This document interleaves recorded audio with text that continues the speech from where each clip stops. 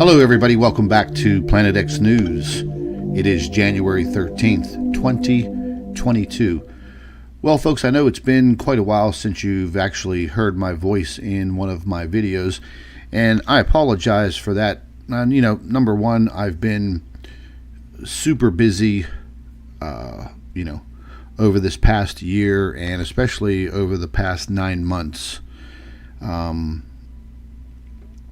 Things have gone downhill with Dr. Albers and her health, and I really don't want to get into all of that right now.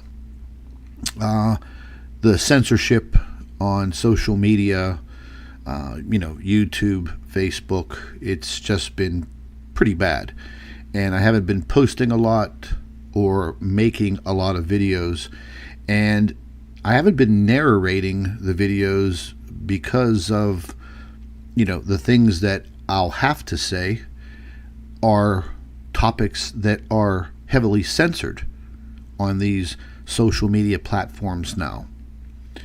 So, I've had to resort to, kind of just showing the evidence and maybe, typing some things in for you folks to read.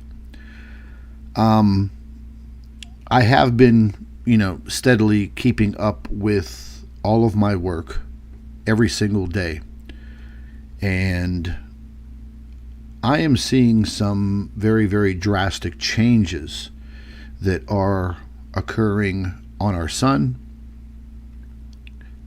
and they are basically affecting the earth.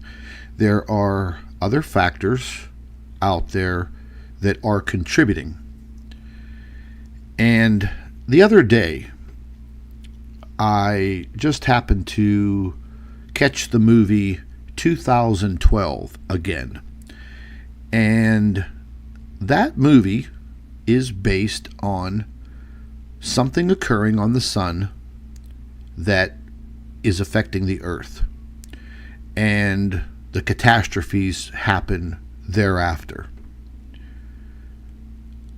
If all of you want to refresh your memory and either go on YouTube or your local cable company and rent that movie, 2012, with John Cusack, the actor, and I believe Danny Glover, a couple really good actors and actresses play in the movie. Watch that movie again, because we all know how these movies that are put out there many, many years, sometimes even decades before, are kind of showing us what is entail for the future. Where do they even get these ideas? And then maybe decades later, they all seem to kind of play out.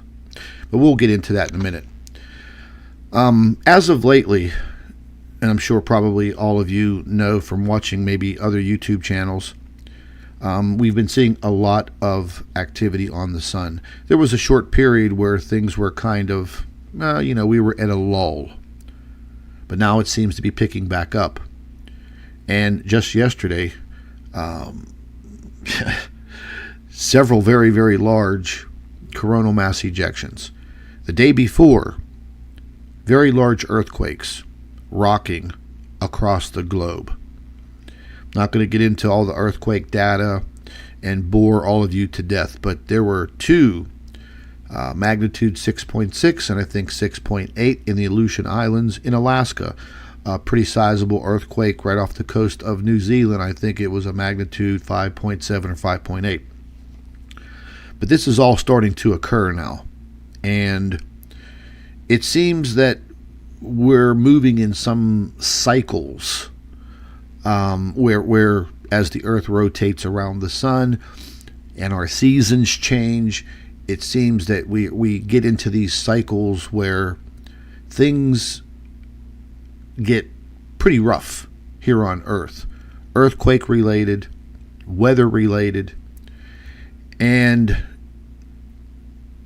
the more and more I dig into this, and this has been many, many years now, and I've spoken with all of you about the earth tilt and the earth wobble. What you're seeing on your screen now is the large coronal mass ejection on the backside of the sun on January 12th. I have some great captures for you that I haven't shown yet. I'll include those at the end of my speaking here. But this year, again, getting into the seasons, and I don't know, where each and every one of you that are viewing this video, where you exactly live. But where I live, on the east coast of the United States, in Pittsburgh, Pennsylvania, each and every year since 2015, I have noticed slight changes in our seasons, how they come in, meaning when they begin, when they end, when they change. And every year, since 2015, the day after Christmas, the temperature here in the Pittsburgh area has been at or above 60 degrees Fahrenheit. Once again, this year, 2021, temperature 62 degrees. How is that even possible? And then we get into some of these key words that are heavily censored, such as, global warming, climate change, blah. That's what it's all being disguised as. Those two words that I just mentioned, global warming, climate change, do you honestly think that they occur so rapidly in the course of 5 or 6 years? I don't think so. So there's another factor. And I've been researching that factor for a very, very long time. And it seems to me, after watching that movie 2012, it just popped in my head. So what would cause the seasons to change?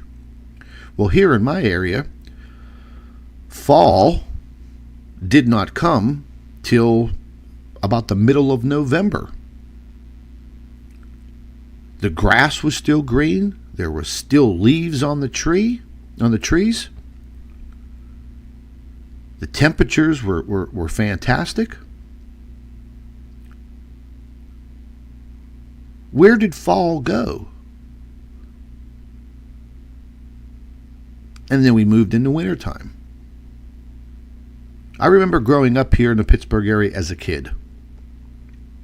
In the early 1970s, in the 1980s as a teenager, the weather absolutely sucked.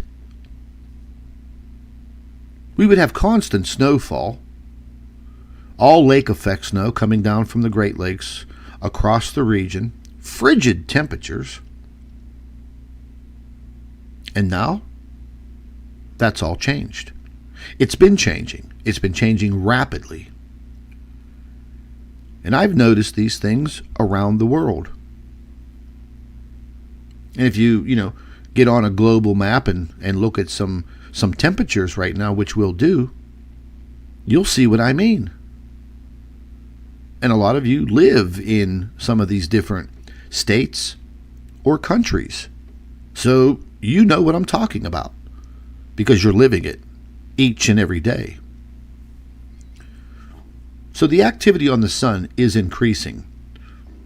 The coronal mass ejections are getting bigger and with more frequency. Almost, and I've said this before, on a daily basis.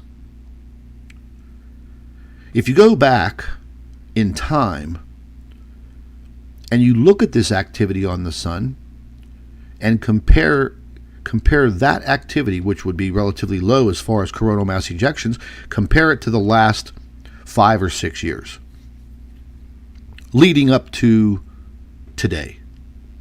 And you'll see what I mean. Well, my biggest fear is moving into this solar maximum.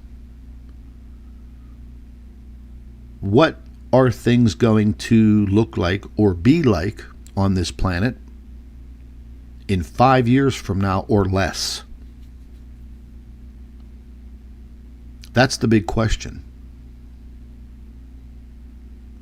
Those are some of the things that I fear right now.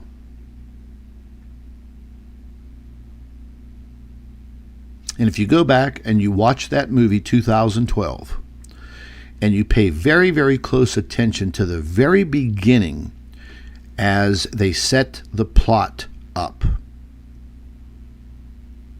And the plot goes, a scientist, I believe in India, discovers that situations on the sun, he uses the term neutrinos. And Dr. Albers wrote many articles pertaining to these neutrinos flowing from the sun, impacting the earth continuously, and heating up the core of the earth.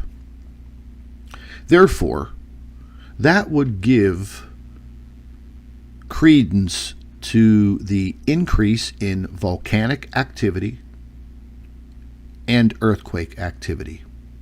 Then we move into, why are the seasons changing? Well, we all know about Earth tilt. And let's just take a look at this Earth tilt. Oh, by the way, I had this set up so you guys know what movie I'm talking about. It's the movie 2012, not to be misplaced with the other movies about, the end of the world and doomsday. The movie 2012. Go and watch the whole movie. It's a great movie. But go ahead and watch it and pay attention in the very, very beginning, and you'll know what I'm talking about. Okay, and this turns into a major catastrophe, and it changes life on Earth forever. Getting into this Earth tilt. I've talked about this, I don't even know how many times. Okay, we all know that the Earth's North Pole and South Pole axes point to the North Star, Polaris, and I forget the name of the other star in the south. I have it on a diagram that I'm going to show you guys. Okay, but that only tilts the Earth in one direction, therefore giving us our seasons. Okay? And there was something I wanted to show you guys. Where was it? Okay, this is the diagram that I'm going to show you guys, but I've added some things to it. It says that this tilt in Earth's axis is what is responsible for seasonal changes during the course of a year. When the North Pole is pointed towards the sun, the Northern Hemisphere experiences summer and the Southern Hemisphere experiences winter. When the South Pole is pointed towards the sun, 6 months later, the situation is reversed. Okay, well, during these seasonal changes between the two hemispheres, over the course of the last couple of years, we've all seen the extreme weather changes in the Northern Hemisphere and in the Southern Hemisphere. When it's summertime in the Southern Hemisphere, we've seen the massive heat up, especially in the country of Australia, because there's not that much land mass in the Southern